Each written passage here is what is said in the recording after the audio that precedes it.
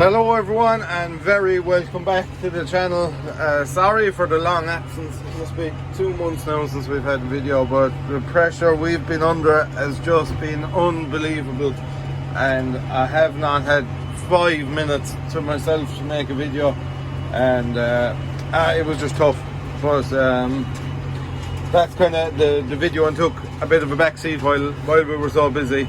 I just realistically did not have time to be making videos and editing them and that kind of stuff, working crazy hours and just constant pressure. So talking into the phone or the camera was kind of the last thing on my mind. So anyway, here we are today. We are raking, and there's been an awful lot of changes since we've made the video. The MXM is gone, the 2 CESs are gone, and this has arrived since. This is a Maxim 110, and it's a lovely tractor. I really like it, to be fair. Some comfort in it, absolutely savagely comfortable, and serious power as well. I actually can't get over the power of this tractor. For a little 4-cylinder tractor, the power in it is absolutely crazy. And touch wood, we've been flying away so far with it, but she's very well spec'd. She's a multi-controller armrest, electro command box, and electric spools. 40k, not 50. I think it was possible to get some of these in 50k, but it is a 40k one. Cab and axle suspension and all of that jazz. So yeah, beauty, real beauty. I think this one might stay because we have our TM140 is now sold, and I think this might be a good replacement because it's all big tractors we have, and I don't think I need all big tractors. I was always of the opinion big tractors can do small work, small tractors can't do big work, but this thing is nimble enough that it's able to go away and, shall we say, do big work as well. It's been doing bits of power harrowing and stuff like that, and it hasn't broken a sweat really. Just a real nice tidy machine, absolutely ideal for this job, and doing bits of hitting and all that carry on. I think it's very well suited to it. So yeah, maybe should stay, I'm not quite sure yet, but definitely stay for the summer anyway.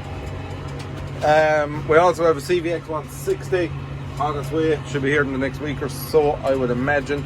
And we have 2 tethers as well that are coming, 2 trail tethers. So maybe, I don't know what's going to be for sale. I think maybe hunker down now for the summer, get through the workload, and get to know the machines right well. And if anyone is very keen, then yes, of course they can come and see them and test them and all of that. But we will make our mind up kind of when the silage starts dying down, maybe late September, kind of into October, that kind of time. Maybe be able to cut down to a machine less. But I think this yoke could actually be very handy for card and slurry as well, so might stay for that purpose also. So other than that, we've been at bits of everything. A lot of ploughing went on this year actually, more so than last year or the year before. A lot of kind of reseeding jobs done, an awful lot of crops set. A lot of people setting barley and oats and those kinds of things, and local farmers also set some maize. And last time you would have seen us, maybe we were mulching a field or ploughing a field, and that's gone for barley as well. So kind of changing in the way farming has been done in the area.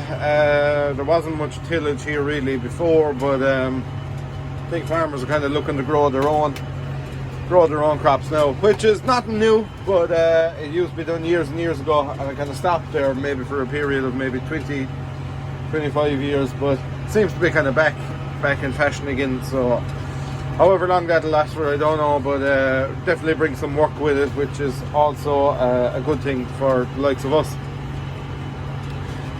More changes are our new rake has arrived, and this is his very first outing, and lovely machine, pretty much identical to the last one. Different tires, different lights, different bars there that hold the wheels out the front.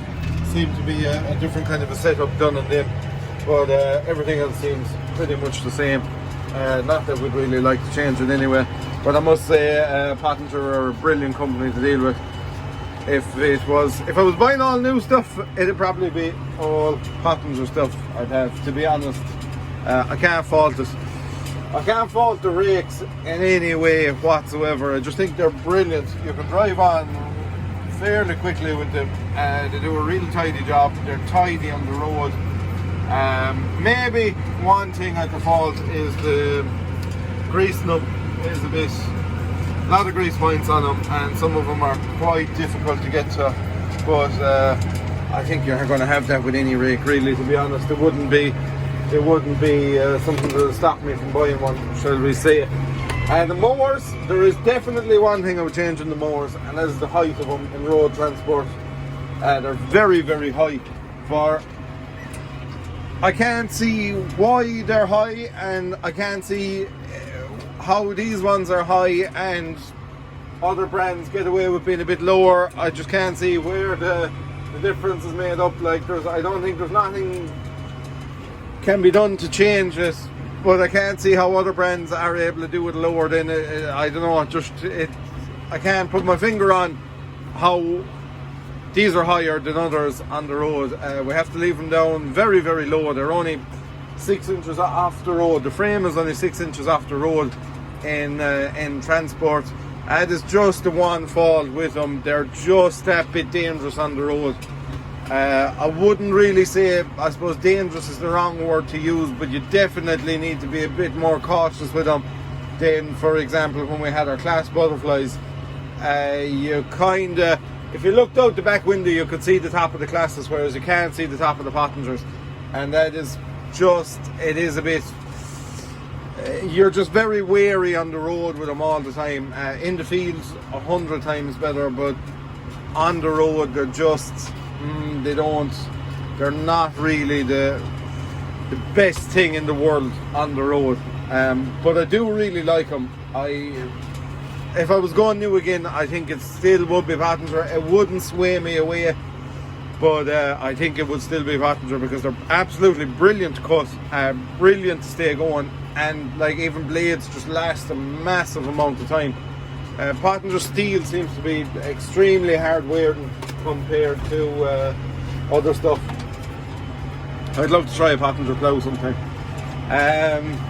Other than that, our new baler also arrived last night, and that'll be put straight to work today. It'll be its first out. So it's difficult to know what kind of a season we're going to have, whether there's going to be an awful lot less bales made, whether there's going to be more bales made, or everything is just going to stay the same. It's difficult to know, and it's also extremely difficult to price work because fuel prices are fluctuating the whole time. But fuel isn't the be all and the end all of our costs. Parts have gone up an awful lot. Small stuff like tines, knives, common stuff, that's all gone up. Bearings and things haven't increased so much, but that kind of fast moving stuff that are always changing. Pickup tines, power harrow tines, mower blades, all that kind of stuff has gone up, and that all has to be factored into your rates, because your rate is what keeps all that kind of stuff going. So that is a very difficult one at the moment to factor in, and you kind of don't want to keep changing it. You want to set it that there's enough scope for everyone throughout the year. Like, you don't want to go mad, because just for instance, if fuel prices drop, then you're going to look a bit silly with a huge rate. But you kind of need to cover another 10-cent increase in fuel or something like that. You know what I mean? So it's difficult. It's very, very difficult. Last couple of evenings I've kind of sat down and doing homework and the whole thing, and if you haven't done it, then it's eye-opening when you do it. What it's actually costing you to go out and make a bale, maintain the baler, maintain the mowers, maintain everything.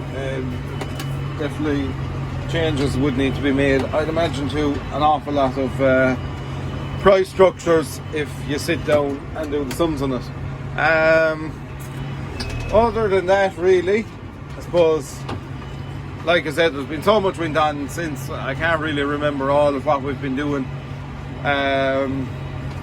Good few kind of, shall we say, not repairs, but prepping of yokes. We've a set of loader brackets put on the 6480, and we got some, you know, it has all its pipe work now and things like that are fitted to it. When that 160 arrives, we'll probably put loader brackets on. Okay, welcome back. So you saw the raking. I wasn't raking this particular place, the farmer raked this himself, and now we are baling it and we are also drawing it. I'm drawing it here myself with the 7550, and I'm carrying 3 bales in the back and obviously 1 on the front. I find this a very, very fast system. I find it works very well when you're on your own. Drawing bales on your own is a very laborious task, but when you see yourself making some kind of headway, then it is not too bad. So I'm just coming up to the stack here now, and I'll be able to throw off the front one. I'll reverse around because I have the whole face clean, shall we call it, and need to swap hands. And I'll just be able to back in. This is the biggest problem about not having fancy gadgets for holding the cameras and all this. I'm trying to do all this and drive at the same time. Some sway all the suspension gizmos we have between the tractor and the front loader when you take your foot off. Of course, I have the aggressive stop set up on this one, which isn't set up on any of the rest of them, but it makes stopping a lot more severe compared to what it normally is on a CVX. So I'll just open the back window here and you'll see what's going on. So I'll back in as close as I can. Before I get near the other bale, I'll drop my lip.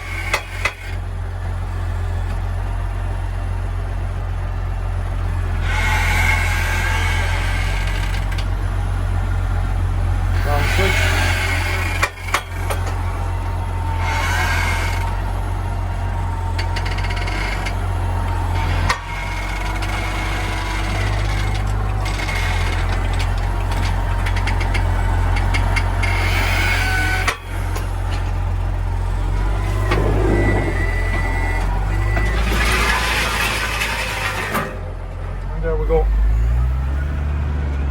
So when I get back again, I'll drop a few bales in between them now, but that's what I'll do along the face, and it speeds it up a good bit for me. So that's pretty much it for the drawing of it. Like I say, pretty laborious on your own, but it's fast when you're carrying 4, and I have such a short draw as well. So I get stuck into the drawing, and we go over and give a look at the baler maybe. And here is the baler. So the crop flow seems an awful lot smoother than the last one with the new pickup for some reason, but definitely a good job. Like I said, it just seems to really take the crop in an awful lot smoother than the last one. I haven't seen him stopping in corners or anything like that, which was a bit of an occurrence with the last one. So all that seems to be gone for now. So I'm going to stay drawing these and get out of here for this evening.